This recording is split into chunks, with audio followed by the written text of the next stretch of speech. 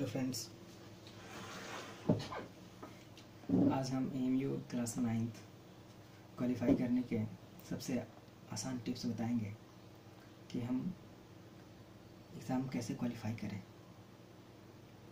First of all ये knowledge आपको होगी ज़रूर आप जब प्रिपरेशन कर रहे होंगे, क्योंकि लैंग्वेज में ईच 30 क्वेश्चन होंगे, हिंदी, इंग्लिश, उर्दू, और उसमें कम से कम 4 मार्क्स, 10 में 4 मार्क्स आपके आने कंपलसरी हैं। तो मैं ये बताऊंगा कि 4 मार्क्स कैसे लाएं लैंग्वेज में। अगर आप अदरवाइज़ मैथमेटिक्स में बहुत अच्छे करते हैं ऐसे, और क्या बोलते हैं कि साइंस में बहुत अच्छे करते हैं, और आपके मार्क्स अगर 85 भी आते हैं लेकिन आप लैंग्वेज के कट ऑफ को पार नहीं करते हैं, तो you are not eligible for interview. तो ये सबसे बड़ी डिमेरिट्स है।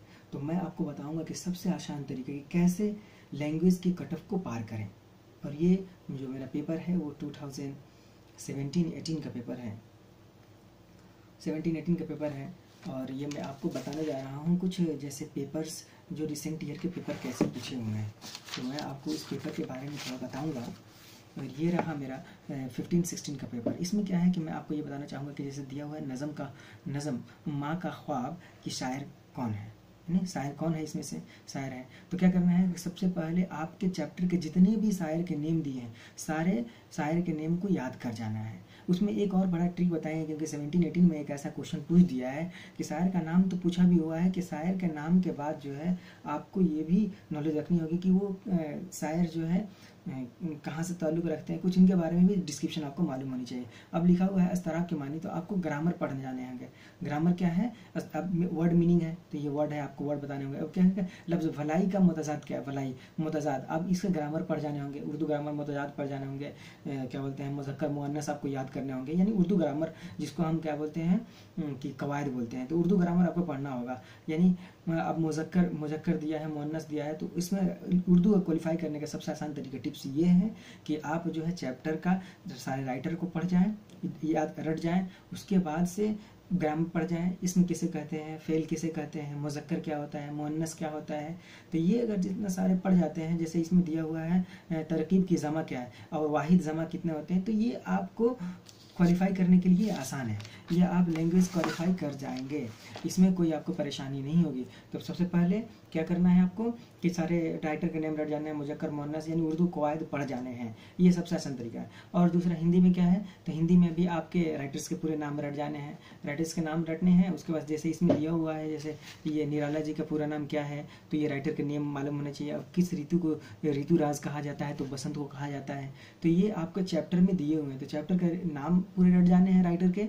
उसके बाद से इसमें भी क्या है, इसमें भी मेरा आता है एडजेक्टिव आता है, जिसको विशेषण कहते हैं। विशेषण कितने तरह के होते हैं, जो 14 नंबर क्वेश्चन बता रहा है, विशेषण कितने भेद होते हैं, कितने टाइप होते हैं, तो 4 टाइप होते हैं। अब किस तरीके के हैं वो सारे लिखे हुए हैं कि विशेषण टाइप कितने होते हैं। अब लिखा हुआ है कि ये टाइटर का नाम अगर आप रटे रहेंगे तो आप इसको कर पाएंगे। अब ये फिर रामधारी सिंह राइटर से सारे क्वेश्चन हैं, तो आपको राइटर के नेम पढ़ने हैं, उसके बाद से उसके ग्रामर पढ़ने हैं। ग्रामर थोड़े बहुत जितने भी ग्रामर्स हैं आपके लेवल पे वो ग्रामर पढ़ जाना है। इंग्लिश के भी वैसे ही है। इंग्लिश में सबसे आसान तरीका आपको बताऊंगा कि कैसे क्वालिफाई करें। तो सबसे पहले जो है आपको पार्ट्स ऑफ स्पीच के बारे में कंसेप्ट क्लियर होनी चाहिए, ठीक है। हर साल पार्ट्स ऑफ स्पीच से क्वेश्चन आते हैं।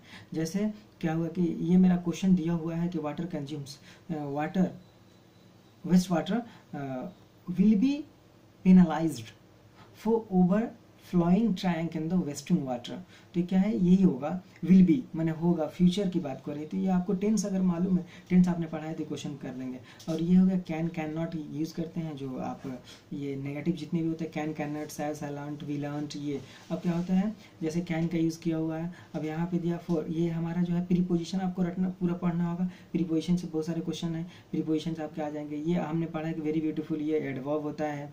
वेरी ब्यूटीफुल बोला, ब्यूटीफुल एडजेक्टिव होता है, लेकिन वेरी ब्यूटीफुल क्या होता है, एडवर्ब होता है। तो एडवर्ब अगर पढ़ते हैं, सिर्फ आपको अगर डेफिनेशन मालूम है पार्ट्स ऑफ स्पीच के, तो आप 2-3 क्वेश्चन आराम से कर देंगे। जैसे इसमें ये क्वेश्चन आपने कर दिया, आपको डेफिनेशन मालूम है तब।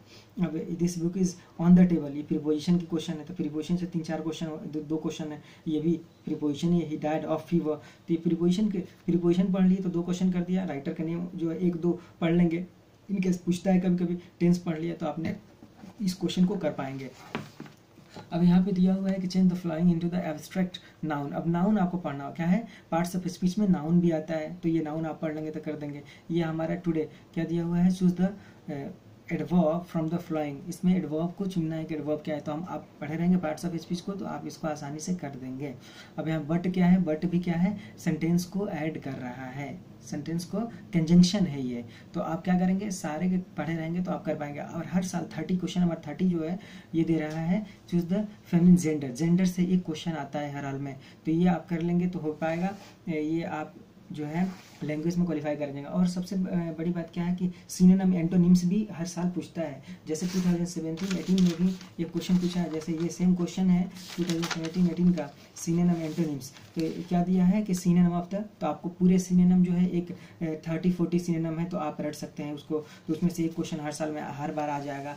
और एंटोनिम्स भी दिया हुआ है, इसमें 2017-18 का क्वेश्चन है जो इस साल का है, अभी 2-4 दिन पहले जो एग्जामिनेशन हुई है 9th की MU की उसकी है। तो क्या है कि सिनोनिम आपने रट गया तो एक क्वेश्चन एंटोनिम्स, तो आपका दो आपके क्या हो गए, आ गए, ऐसे नंबर आ गए। उसके बाद से आप अगर पढ़ लेंगे प्रीपोजिशन तो आपके नंबर आ जाएंगे, तो इसमें कट ऑफ पार करना काफ़ी आसान हो जाएगा। और इसको कट ऑफ को जब पार कर जाएंगे तो आपका क्वालिफाई करना भी आसान हो जाएगा।